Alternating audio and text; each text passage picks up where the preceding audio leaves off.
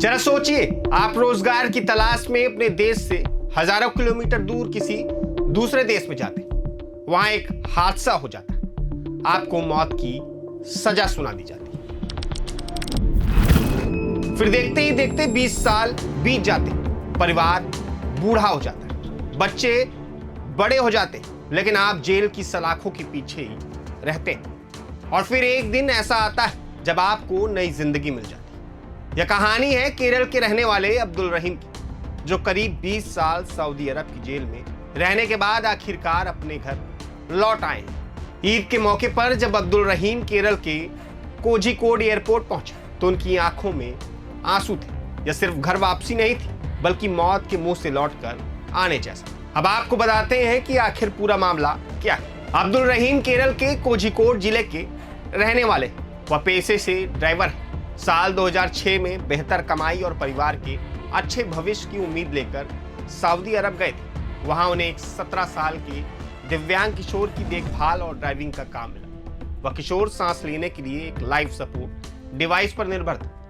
लेकिन 24 दिसंबर 2006 सब कुछ बदल जाता है। मीडिया रिपोर्ट्स के मुताबिक रहीम गाड़ी चला रहे थे। इसी दौरान गलती से उनका हाथ उस लाइफ सपोर्ट डिवाइस से टकरा जाता, जो उस किशोर की सांसों का सहारा था।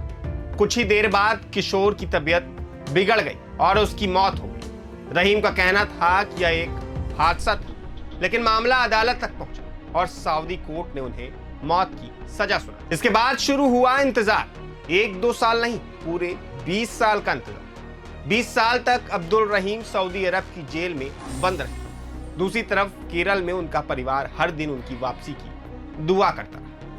लेकिन फिर इस कहानी में उम्मीद की एक किरण दिखाई।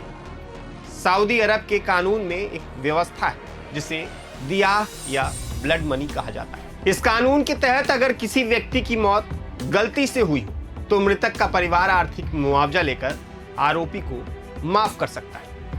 लंबी बातचीत और कानूनी प्रक्रिया के बाद मृतक का परिवार रहीम को माफ करने के लिए तैयार हो गया। लेकिन इसके लिए उन्होंने जो रकम मांगी उसे सुनकर हर कोई हैरान रह गया। यह रकम थी 15 मिलियन सऊदी रियाल, यानी भारतीय मुद्रा में करीब 38 करोड़ रुपए। एक आम ड्राइवर के लिए यह रकम जुटाना लगभग असंभव था। लेकिन यहीं से इंसानियत की सबसे खूबसूरत तस्वीर सामने आई। केरल से लेकर दुनिया के अलग अलग देशों में रहने वाले भारतीयों ने मदद के लिए हाथ बढ़ाया। क्राउड फंडिंग शुरू हुई। किसी ने 500 रुपए दिए, किसी ने 1000, किसी ने 10,000, तो किसी ने लाखों रुपए का योगदान किया। धीरे धीरे लोगों की मदद से पूरी रकम इकट्ठा हो गई और आखिरकार वह दिन भी आ गया जब अब्दुल रहीम को रिहा कर दिया। भारतीय दूतावास ने भी उनकी रिहाई पर खुशी जताई और सऊदी प्रशासन का धन्यवाद किया।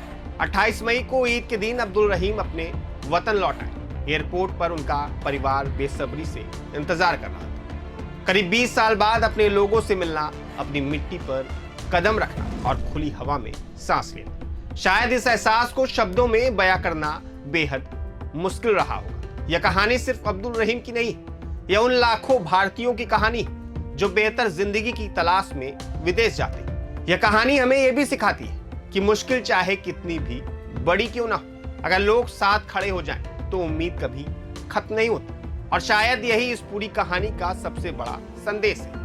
कभी कभी इंसानियत कानून से बड़ी ताकत बन जाती है। इस पूरी कहानी पर आपकी क्या राय है? क्या आपको लगता है कि लोगों की एकजुटता ने एक जिंदगी बचा? कमेंट करके जरूर बताइए। मैं अभिषेक सिंह और ऐसी ही बड़ी दिलचस्प और प्रेरणादायक खबरों के लिए देखते रहिए प्रभात खबर। प्रभातखबर.com, विश्वास वही, रफ्तार नहीं।